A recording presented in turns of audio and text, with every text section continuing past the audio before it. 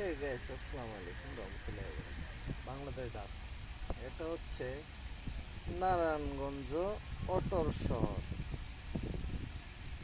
নারায়ণগঞ্জ অটোর শহর হচ্ছে ঢাকা। দেখছেন, অটো ছাড়া কোনো গল্প নাই, সবই অটো। অটোর জন্য কোনো কিছুই করা সম্ভব হয় না।